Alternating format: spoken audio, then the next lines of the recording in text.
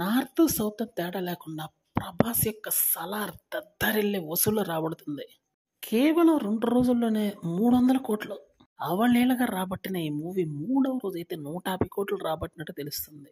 అంటే టోటల్గా 450 కోట్లు కేవలం 3 రోజుల్లో. ఇది ఒక మైండ్ బ్లోయింగ్ పిక్చర్ అనే చెప్పాలి. ఇటువంటి డిజిట్స్ ఒక్క ప్రభాస్ మూవీకే పడతాయని చెప్పడంలో సందేహం లేదు. ఎన్నో సంవత్సరాల నుంచి ఎదురు చూస్తున్నటువంటి ప్రభాస్ అభిమానుల కళ ఇప్పుడు నిజమైంది. షారూఖ్ ఖాన్ యొక్క ఇలాకాలో ప్రభాస్ జెండా పాతాడని చెప్పడంలో సందేహం లేదు. మరాఠా మందిర్లో ఇదే జరిగింది. డుమ్కీ సినిమాని తీసేసి మరి సలార్ మూవీని అక్కడ ప్రదర్శిస్తున్నారంటే మూవీ పెను ప్రబంధనం సృష్టిస్తుంది. యుఎస్లో $4.7 మిలియన్ ఇప్పటివరకు రాబట్టిందంటే కేవలం 3 రోజుల్లో రాబట్టినటువంటి ఈ కలెక్షన్స్ ప్రభాస్ యొక్క స్టామినాకి నిదర్శనమనే చెప్పాలి.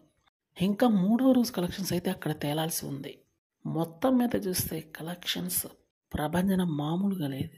ఇది ప్రభాస్కి తిరుగులేనటువంటి బ్లాక్ బస్టర్ అందించినటువంటి అభిమానులది. ఇటువంటి సినిమా కోసం కొన్ని సంవత్సరాల నుంచి వెయిట్ చేస్తున్నారు ఫ్యాన్స్. ఇప్పుడు అది కంప్లీట్ అయ్యి కలెక్షన్ల వర్షం కురుస్తుంది.